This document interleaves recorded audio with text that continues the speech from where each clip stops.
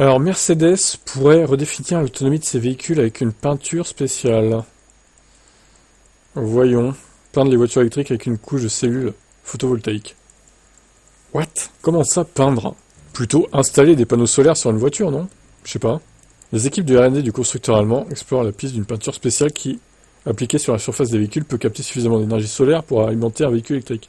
Cette énergie supplémentaire générée par les cellules solaires de la peinture pourrait être utilisée en temps réel pendant la conduite pour alimenter la batterie. L'un des atouts de cette technologie est que le système photovoltaïque est actif en permanence et produit également de l'énergie lorsque le véhicule est éteint, à condition qu'il y ait du soleil bien entendu.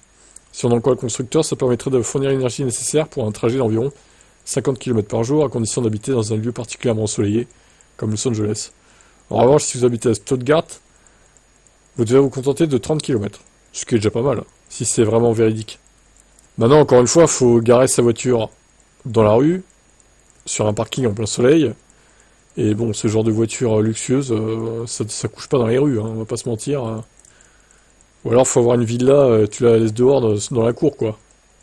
Bon, après, c'est mon avis, mais... Alors, comment ça marche, du coup, leur peinture bizarre, là?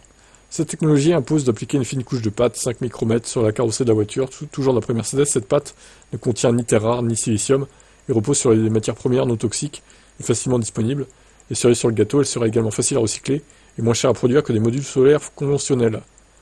Cette percée pourrait inciter à Mercedes à accroître ses ambitions en matière de production de voitures électriques. Le constructeur avait annoncé en début d'année vouloir finalement maintenir la production de thermique tant que le marché le demanderait.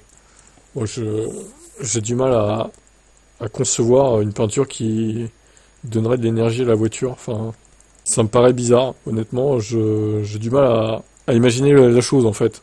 J'ai du mal à imaginer que ça marche.